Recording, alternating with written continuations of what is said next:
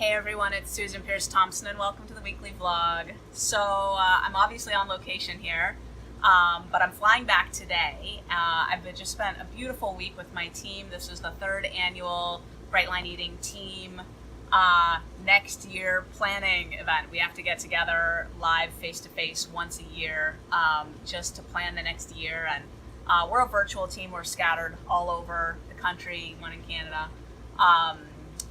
And we mostly just work remotely and use video conference to do all our work, which is actually pretty effective. But we get together live for the family reunion, which happens in San Diego every June, and at the end of the year in December to plan the next year. So anyway, we've been here for a week. It's been wonderful, super relaxing, and just I just love my team so much, and it's sort of a big love fest when we get together. There's just a lot of laughter and a lot of fun. And if you're following along, last week I recorded a vlog called Sweet Surrender, and within, I don't know, a few hours, it was clear that it was getting, I don't know what exactly, maybe 5 or 10 times the normal number of comments. Just an outpouring of love and comments, and I just want to thank you so much for showering me with that love. It was a vulnerable vlog to record, and what I shared was essentially that I'd gotten in trouble with my food, and I'd experienced a surrender again with my food. And I just want to share what it's been like for me in the aftermath of that, because I had to get on a plane and travel. And travel and restaurants are the two things, and big emotional life circumstances. Like stress and emotions, travel, and restaurants are, like, in my experience, the three biggest things that can throw us off our bright lines. So I didn't love that I had to get on a plane right away, but such is life. And I was certainly looking forward to being with my team and doing the work that we were going to do together here. And what's interesting is that my food's been fine, and more than fine. It's been like a non-issue, and it's been neutral is the word for it. And that's the name of this vlog, Food Neutrality. I was email corresponding with a friend of mine, and he wrote me an email that said something like, I think I know you well enough to know that you and food will always be at odds, but I'm glad that you're winning the battle for now, or something like that. And when I read that sentence, I was like, no, we won't. No, we won't. Like, I've had years of food neutrality, and like, I'm doing whatever it takes to get back there. Like, I know that since the time I've known him well, food and I have been at odds. But the point of Bright Line Eating is that us and food are not at odds. Like, it's the point of Bright Line Eating is food neutrality, in my opinion. So, I mean, I know that we market the point of Bright Line Eating as living happy, thin, and free, and I think that that's one way to phrase the end point, the goal, what's sort of on offer here, living happy, thin, and free. I think food neutrality is, for me, it feels like the point. And I just want to talk a little bit about what that means. Like, what is food neutrality? What does it mean? What does it look like? How do you get it? Who wants it? I think that the higher you are on the susceptibility scale, like if you're a 1 on the susceptibility scale, you already have food neutrality. Like, it's your birthright. You were just given it. Like, you don't even know what it's like to not have food neutrality. If you're a 3 on the susceptibility scale, you almost always have food neutrality. The higher you are on the susceptibility scale, the more you know what it's like to have food kind of, be the bull in the china shop of your life, like just taking over, and not in a good way. And in my experience, the goal for those of us who are really high on the susceptibility scale is to quiet that down, to get peace. And the trouble is that food is delicious and necessary for survival, and a part of lots of celebrations and family circumstances. It's a part of bonding. And a lot of us have a lot of our identity wrapped up in food. Like, maybe for me, I had a history as a baker. I was like an amazing baker when I first started doing this, and an amazing cook. From the age of 8, I was an amazing cook.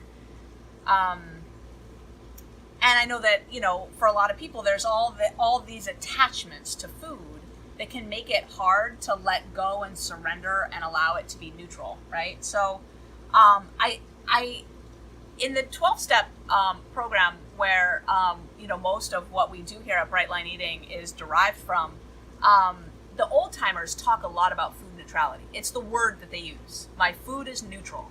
Like, when they say that, we all know what they mean. Like, my food is neutral means life is swirling, but my food is not an issue. At breakfast time, I weigh my food. I eat my meal. I don't think about it again. At lunchtime, I weigh my food. I eat my meal. I don't think about it again. Like, there's no issue. There's no issue. I'm in a right-sized body, and my food is neutral. And because I come from a background with drugs and alcohol and recovery over there, I just wanted to read something from the Big Book of Alcoholics Anonymous. I've got a Big Book on my phone, but I'm using my phone to record this right now, so I couldn't use that. So I actually wrote it down on a piece of paper. I knew exactly what the phrase was. I knew exactly what to Google to find the page. It's on page 84 and 85 of the Big Book of Alcoholics Anonymous. And if you don't mind, I'm going to switch the words from alcohol and liquor and drinking to food and sugar and flour and eating, just so you can put it in context, okay? All right, so this is starting on page 84 of the Big Book, which is the book called Alcoholics Anonymous, if you don't know. The Big Book is a nickname. It's not an especially large book. Anyway, okay. So it says, and we have ceased fighting anything or anyone, even food. For by this time sanity will have returned. We will seldom be interested in excess food. If tempted, we recoil from it as from a hot flame. We react sanely and normally, and we will find that this has happened automatically. We will see that our new attitude toward our eating and our weight has been given us without any thought or effort on our part. It just comes. That's the miracle of it. We're not fighting it, nor are we avoiding temptation. We feel as though we had been placed in a position of neutrality, safe and protected. We've not even sworn off. Instead, the problem has been removed. It does not exist for us. We are neither cocky nor are we afraid. That is our experience. That is how we react, so long as we keep in fit spiritual condition. So I love that reading. We feel as though we've been placed in a position of neutrality, safe and protected. Safe and just in a position of neutrality. That's how my food has been this whole time. And, we're flying back today, and a bunch of us live in Rochester. Christine Davis, who's our chief of staff here at Bright Line Eating, she lives in Rochester. My husband, David, a bunch of us. And, I went for a walk this morning with Chris, and we were talking. She was asking me about my food. She's been supporting me since we've been here. Every morning we go for a walk and say the Serenity Prayer together, and I commit my food to her for the day. And she was like, we started talking about our food because we've got flights, and it's a red eye, and, things get a little, time zone changes, things get a little crazy like that. And, I just want to have all my food weighed and ready when I step into the airport. I'm not playing with anything. Not playing, but just I'm not leaving anything to chance to later, because I'm in a state, I'm so fresh off that surrender. So 2 weeks ago, that I don't want to leave anything to chance. I want to protect my neutrality. I'm so neutral right now, and it's so beautiful. Honestly, I haven't thought about food for 10 minutes since I've been here. It's just not even even when I'm eating it, I'm not even thinking about it. I'm just eating my food and on to the next thing. There's this great saying, we keep our food black and white so we can live our life in living color. And, since I've been here, it's just been life that's been vibrant. It's not, food has not been the thing. So, Chris was saying, well, we got 3 hours in the airport, it's dinner time, so find a meal there. And I'm like, yeah, no. I'd rather have 14 ounces of vegetables, a protein, and a fat weighed out in my bag. She's like, that makes sense. But she's going to find her meal in the airport, which I have done a gazillion times. And I've often bragged, I can get a Bright Line meal in an airport at 4 a.m. anywhere. It's not the food. The issue is, what is it going to take for you or for me to stay neutral at any given moment? And when you're newer or fresh off a break in the bright lines, or life is more stressful, or circumstances are just more pressing, sometimes there's really a lot of value in just being conservative with the food and protecting that neutrality.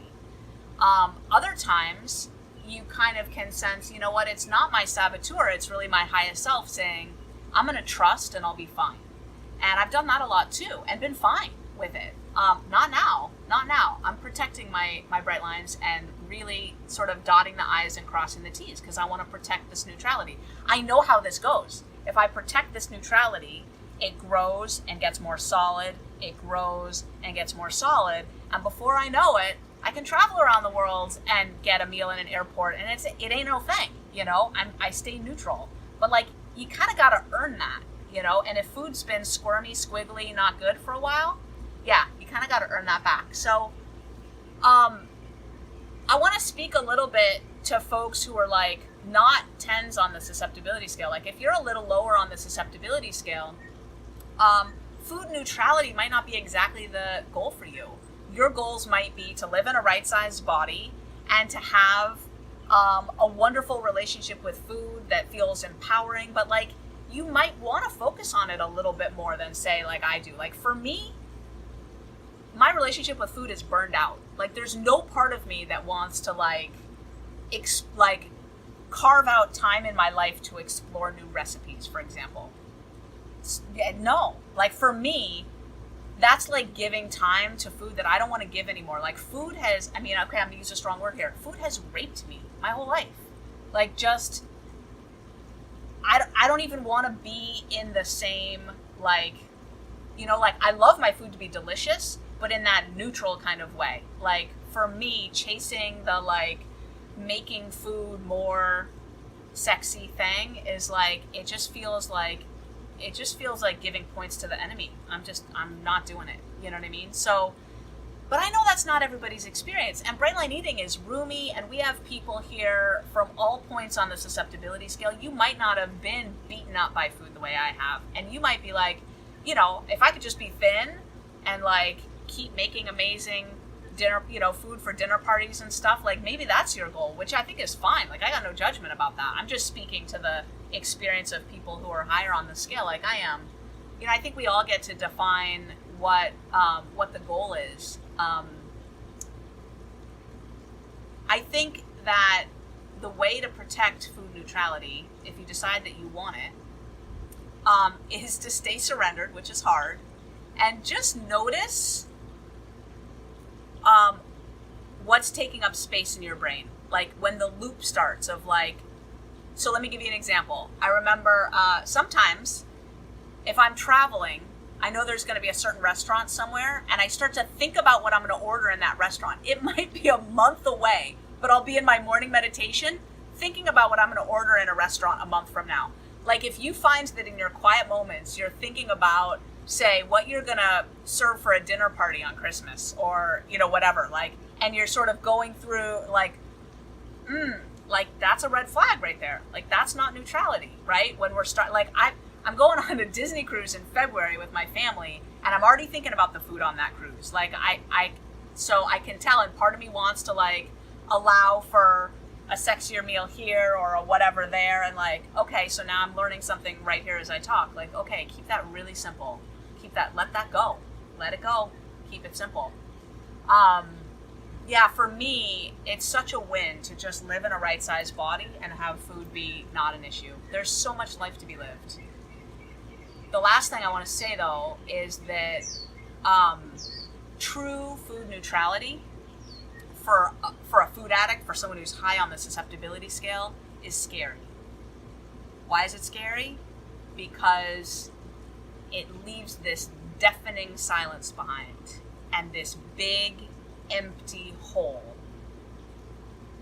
from all of the hours and minutes and years and focus and around and around and around that food and weight and everything has taken up. Like if you're like me, you know, at the peak of your life, 60 to 95% of your thinking was focused on what you'd eaten or not eaten, whether you were on your plan or off your plan, how much you weighed, how much you didn't weigh, how many miles, how many ounces, how many pounds, how many calories, on and on and on.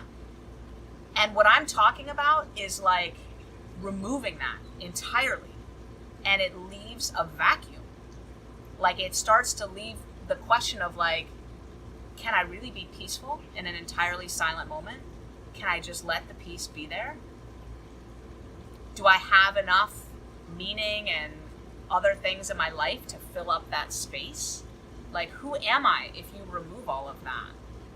And after coaching so many people in Bright Line Eating, I think for a lot of people, that's the issue. It's like Bright Line Eating starts to do its magic. It starts to remove the issue.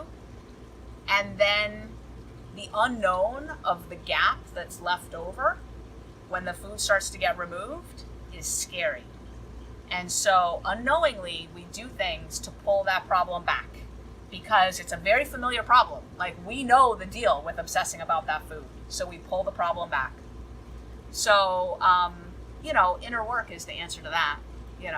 Bright Line Healing is coming up again in the new year. And, that is the course that teaches people how to come home to self when the food is, can we let go of the food to come home to self? So I just spent a week being very home with self, home with my team, food not an issue, food completely neutral. And I just wanted to share my thoughts on food neutrality. Thanks for listening. I'll see you next week.